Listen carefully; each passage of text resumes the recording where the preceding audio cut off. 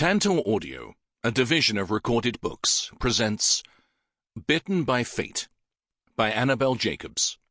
Narrated by Antony Ferguson. Chapter 1. Daryl stood with the other beaters as they watched Rachel drive off, heading to Cornwall and Sarah. As pleased as he was that they got to have their happy ending, part of him struggled to understand how they could commit to a lifetime bond when they hardly knew each other.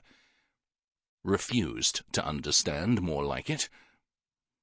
Bonds weren't everything they were cracked up to be, at least not in Daryl's mind. Cam clapped him on the shoulder.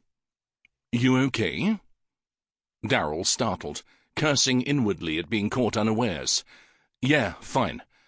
You know," Cam started, and his tone had Daryl instantly on edge.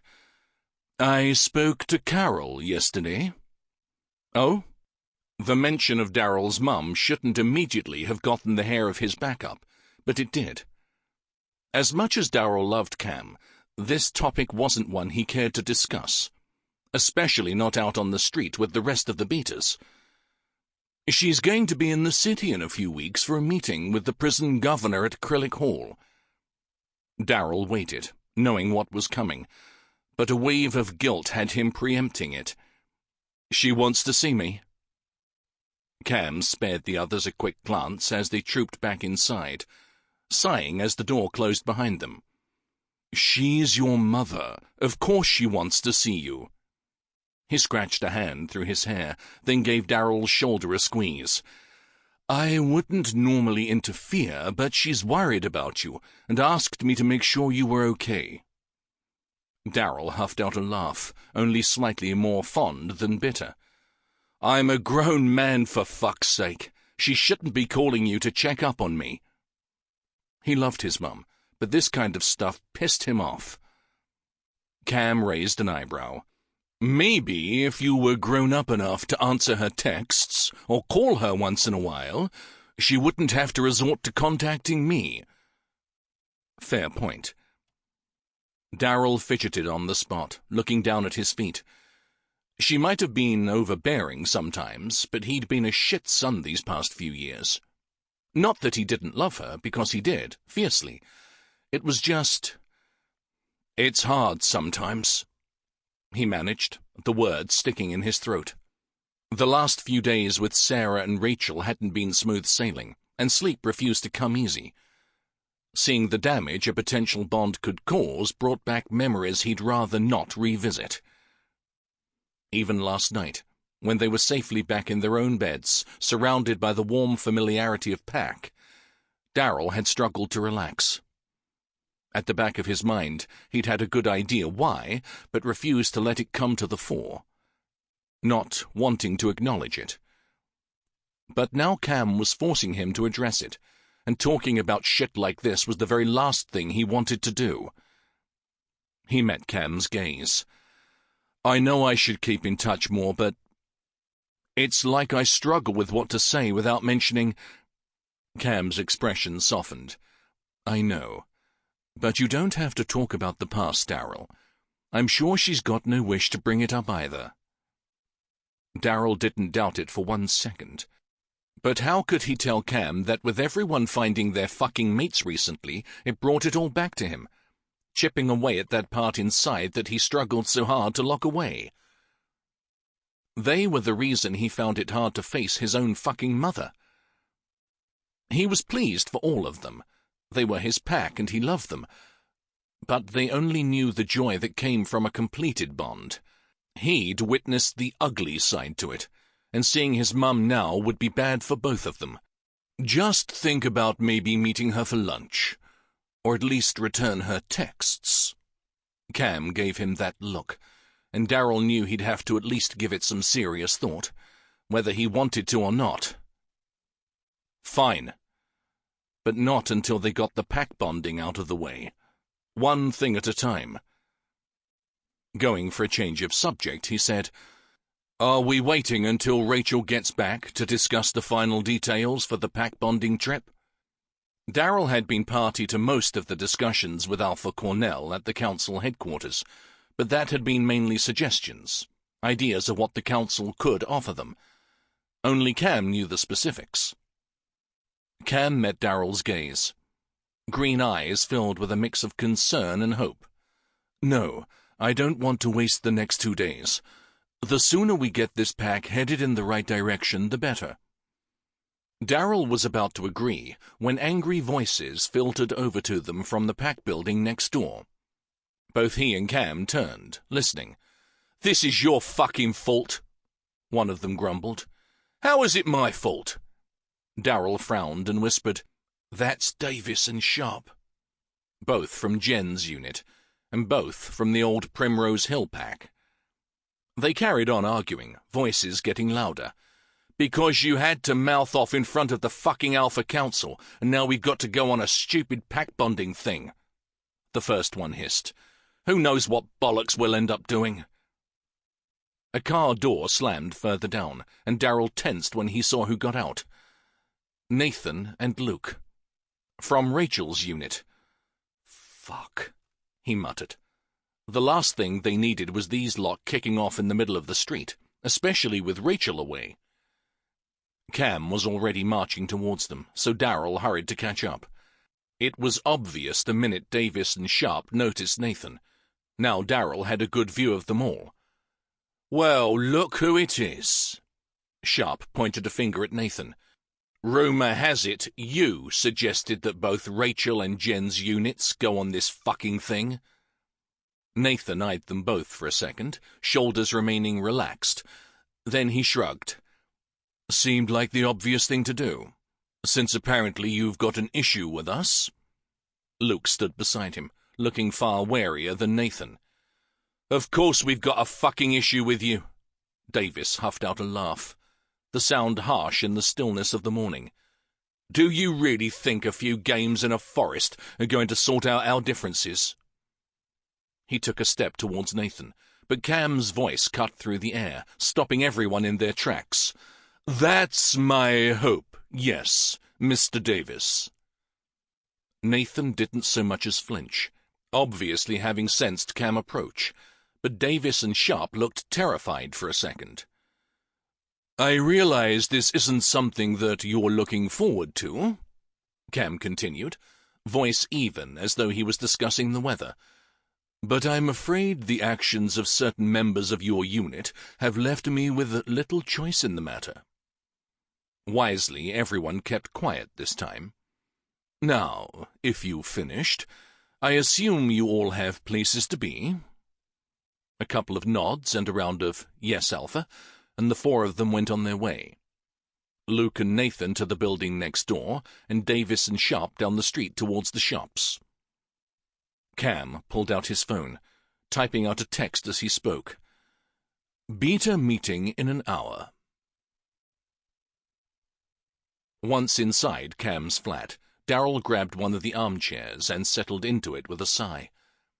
The scene from earlier replayed in his head. Davis really was a dick. "Daryl?" Cam's gentle voice startled him out of his thoughts. "You with us?" "Yeah, sorry." He ran a hand through his hair, longer since he'd allowed it to grow out for the first time in months, and sat up straighter. "Carry on." Cam leant against the wall next to the fireplace. "As most of you are aware, Alpha Cornell is the council member in charge of organizing the pack bonding exercises. She has a wealth of experience to draw on when tailoring activities to specific pack needs, and I trust her recommendations without question." He paused and made eye contact with his beaters. "Which is why, at her suggestion, I'm going to keep the specifics of the tasks and activities on a need-to-know basis." A few murmurs sounded around the room. Daryl wasn't too surprised, but judging by the looks on some of the others' faces, they were. He wondered if Rachel already knew this, and how she felt about it. If it was Daryl's unit involved, he'd want to know everything they were heading into. Going in blind would piss him right the fuck off. Thankfully, it wasn't him going. But as beta to one of the units involved, Jen was. and she looked less than certain about the whole thing. "The activities are all safe, though, right?" Jen laughed, but Daryl heard the nervous edge to it. "I know we all heal, but—" She shrugged and looked at Cam expectantly. When Cam didn't answer straight away, Jen bit her lip. "Cam?" Daryl remembered Alpha Cornell saying the activities were similar to the human team-building ones, but with bite. Had she meant that literally? Cam sighed and took a step back to lean against the wall. "They're safe in that no one will come to any serious harm, but that's not to say there isn't a risk of injury." He addressed all the beaters in the room. "A lot of the activities that Alpha Cornell proposed were based on the human equivalent. They're designed to encourage people to work together, maybe push their limits, and get them to act outside their comfort zones. We're shifters. To get the same or similar results, we need that little bit extra." He grinned. "Like Jen said, we heal. I dare say both units involved can handle it if things get tough. So," Cam stood up straight, "Jen and Rachel will be accompanying their units to take part in the pack bonding exercises. If it had been up to Daryl, he'd have happily let the council take Davis and his friends and place them with other packs, far away from London. But then he wasn't as patient or as forgiving as Cam. Never would be. Considering the possibility of—" Cam grimaced. "Conflicts?" Alex snorted, and Daryl stifled a laugh. That was one way to put it. "Alpha Cornell and I thought it would be prudent to have one or more impartial beaters there as backup." Oh no. Daryl tensed. "If there are any instances where intervention is required, then we believe it would be better if someone other than Rachel or Jen had to step in and risk being accused of bias. And I'd rather not have to involve the council in any disputes. That's what we're trying to avoid by this whole endeavor. I want us to resolve any problems as they happen and within the pack.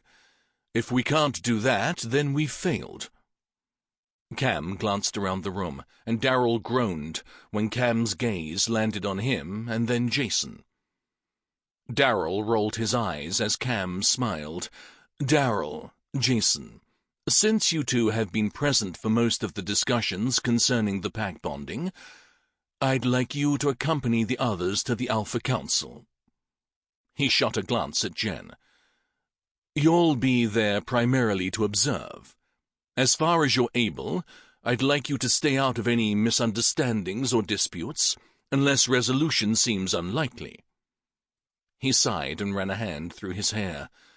"Or in the hopefully unlikely event that tempers flare and someone shifts or half-shifts. If that happens, step in immediately." Daryl bit his lip. "Cam, how long will we be there?" The full moon was on November 7th. Less than a week away. "The plan I agreed on with Alpha Cornell, although we still have to finalize a few things, is for you to be there for 2 weeks. Out of the corner of his eye, Daryl caught Jen tensing. Alec let out a low whistle. "You're not planning on having both teams there over the full moon, are you?" "I know the timing isn't ideal," Cam said, frowning slightly, "but I'd rather not delay this, especially after what Daryl and I witnessed this morning. The pack is out of sync. Bad feelings still exist from the merger, and I feel that this needs to be done now. If we delay until after the full moon, it'll be another week we allow things to fester. I'd rather not lose anyone from my pack." Tension prickled in the room as Cam's words sank in. Jen sighed, and Daryl felt all of her worry and concern from that one small exhalation. "Look," Cam said, "the aim of these pack bonding exercises is to bring the individual pack members together, to make them feel like they belong. How will we truly know if that's worked until tested under the tensest of circumstances, like the full moon?" Daryl didn't like it. The hairs on the back of his neck stood up just thinking about the full moon run, let alone the rest of the 2 weeks.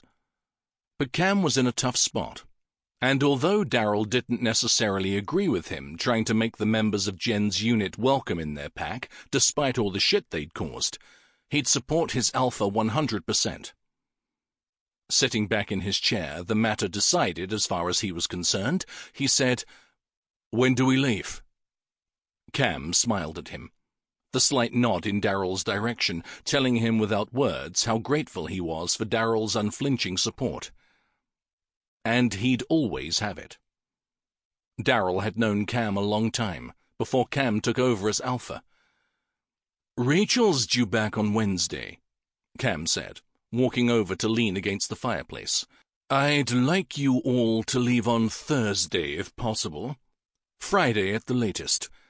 Alpha Cornell assures me they can get everything in place by then, and I'd like to get a few days under your belts before the full moon run." That made sense. Hopefully Jen and Rachel could spot potential problems and deal with them before they escalated. If not, then that's what he and Jason were there for.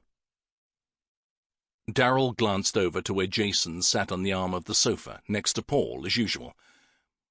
As ex-P-Pack members went, Jason and Paul were some of the better ones.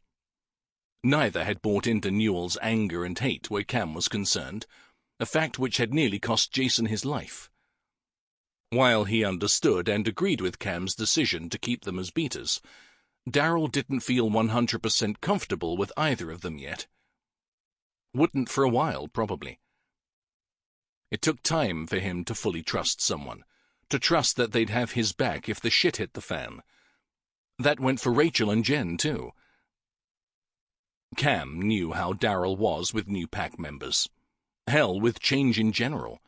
He narrowed his eyes as he watched Cam explain a few more details of their trip. The crafty bastard. Maybe this pack bonding thing wasn't just for the units involved. Out of all the beaters to accompany them, why choose him? Because you need to work on your pack bonds too.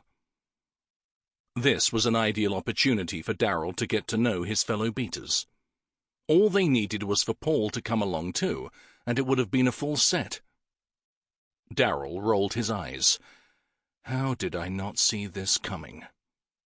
"Jen," Cam was saying, and Daryl tuned back into the conversation. "Will your unit be ready to go on Thursday?" "Yes, for sure." She sounded relieved, and Daryl wondered how bad things were. He needed to pay more attention. "To be honest, the sooner the better. They know this is coming, so they're—" She paused and shook her head. "We're just sort of waiting to get started. All that nervousness and tension doesn't make for a good atmosphere. We'll be ready." "I know it's hard," Cam soothed. "Hang in there." He turned to the rest of them, looking around the room, and Daryl sensed the meeting coming to a close. "Are there any questions?" Cam asked. A few murmurs sounded, but no one spoke up. "Good. But if you have any concerns between now and Thursday, please don't hesitate to come find me," Cam added with a reassuring smile. Everyone stood to leave as Cam said, "Daryl, Jason, could you two wait behind for a moment?" So close to escaping.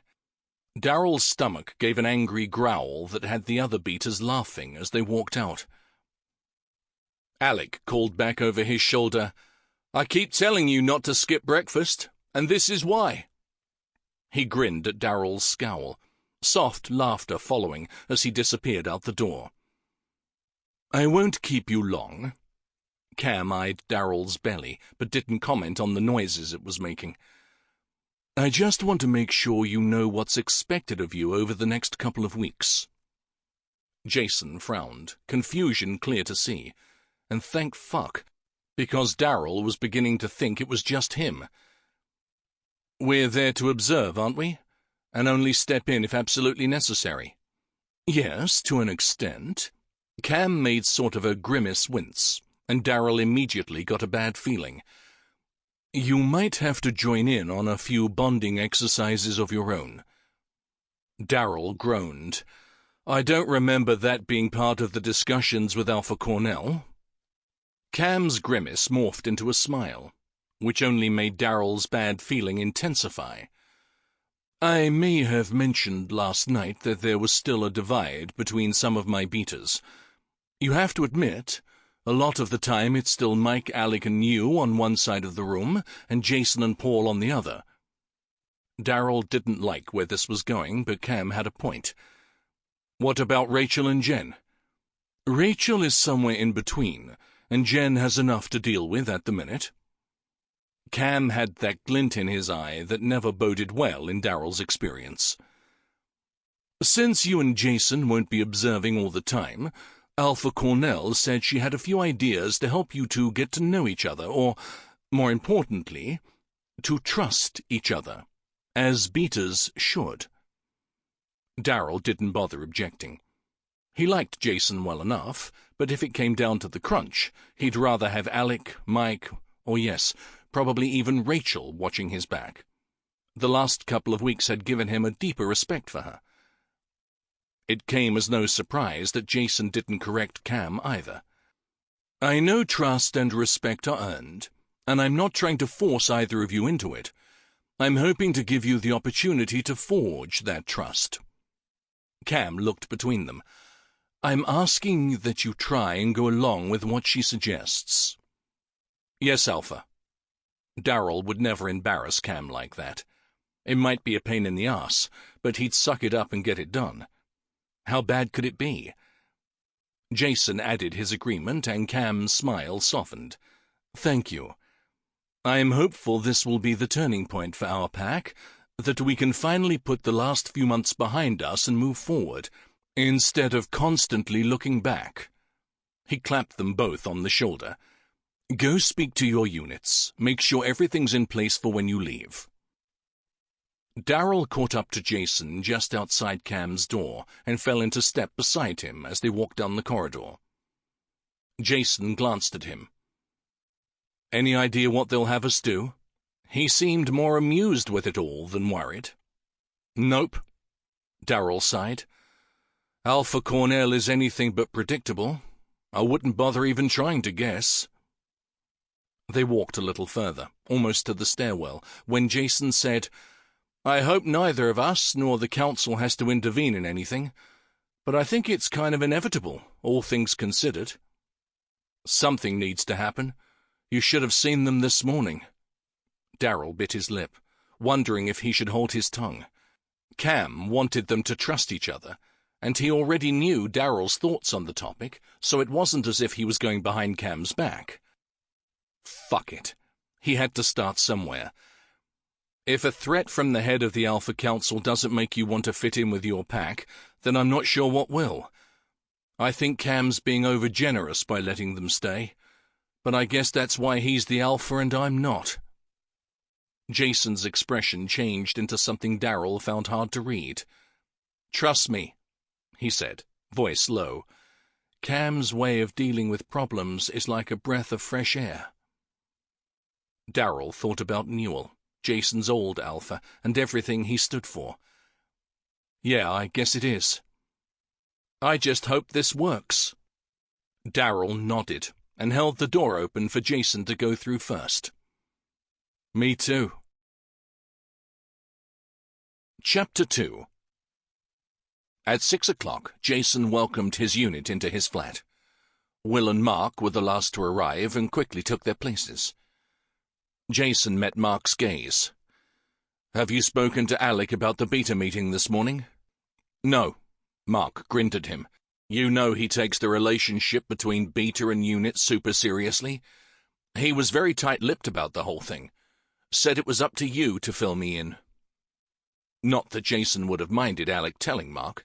They were bonded, after all, but he appreciated Alec giving him that courtesy. You're all aware of the proposed pack bonding that Cam has organized with the Alpha Council? A nod of heads all around.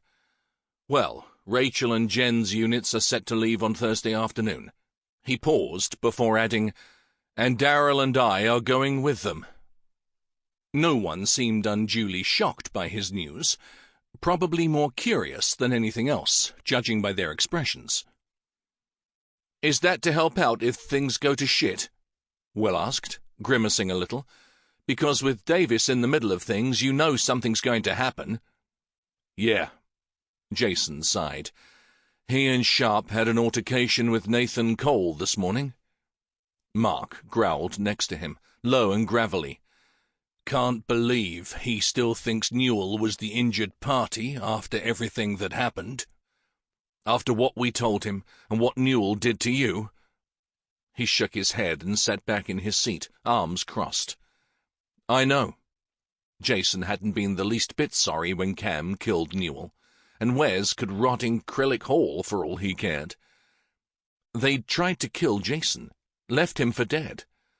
If not for Gareth finding him, he wouldn't be sat there talking to his unit. But he'd experienced Newell's treachery firsthand, as had Will and Mark. "We know Newell for the lying, vicious thug he was, but you're forgetting that he could be perfectly charming when he wanted or needed to be. I imagine he played the martyr to perfection when they visited him in prison. He was their alpha. I guess they wanted to believe him, more than they wanted to believe the overwhelming evidence against him. Then they should leave this pack." Will's hands curled into fists. "If they don't want Cam as their alpha, then why don't they fuck off elsewhere? We had enough of Newell's bullshit when he was alpha. I don't want to keep being reminded of him." While a part of Jason wholeheartedly agreed, another part wanted to change Davis's mind, help him to realize that Cam was the type of alpha they should have had, the one they deserved. They were Pack. He didn't want them to be thrown out because it was the easier thing to do, and besides all that, he was a Pack beater. His role was to help keep the Pack running smoothly, not incite ill feeling, no matter how justified. He put his hand on Will's knee, grip firm enough to get Will to look at him. "I understand how you feel, believe me. But Cam doesn't want anyone else to suffer because of Newell and Wes, and despite what they say, Davis and the others would suffer. They don't want to leave this pack, or they would have gone when Alpha Wallace offered them an out, but they're finding it difficult to let go of the past and embrace a future with Cam as their alpha." "And this pack bonding stuff is going to change that?" Mark asked, sounding skeptical. "Yes." Jason looked around at his unit, the familiar swell of pride sweeping through him. "Daryl and I will be there to observe and intervene should either Rachel or Jen require it." He didn't add that they'd be doing a little pack bonding of their own. For some reason, he didn't feel comfortable sharing that part. "Wait." Will's eyes narrowed as he met Jason's gaze. "How long will you be there?" He'd wondered how long it would take for someone to realize. 2 weeks. "Oh, bollocks, you'll be there over the full moon." "Yep." Will blew out a breath and sat back in his chair. "I hope Cam knows what he's doing." "So do I." "Who do we get while you're gone, then?" Mark asked. He bit his lip, then added, "It's not Alec, is it?" Jason laughed. "Don't you want him as your beater?" Mark shook his head emphatically. "As much as I love him, that'd just be weird." "And you don't want him telling you what to do?" Will chimed in, grinning. "Well, that too." He looked at Jason again. "It's not him, is it?" "No, you can relax. You get Paul while I'm gone." "Oh." Mark relaxed into his seat. "I guess that makes sense. Any questions?" Jason answered some unrelated queries, and then ushered them all out, returning to his bedroom once they'd left.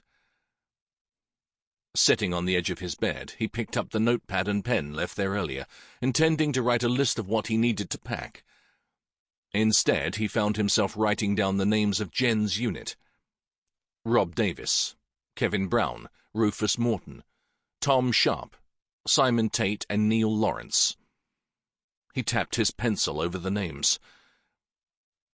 Wes had been their beater before he was arrested and sent to Acrylic Hall. Fuck only knew what lies he'd fed them in that time. Sample complete. Ready to continue?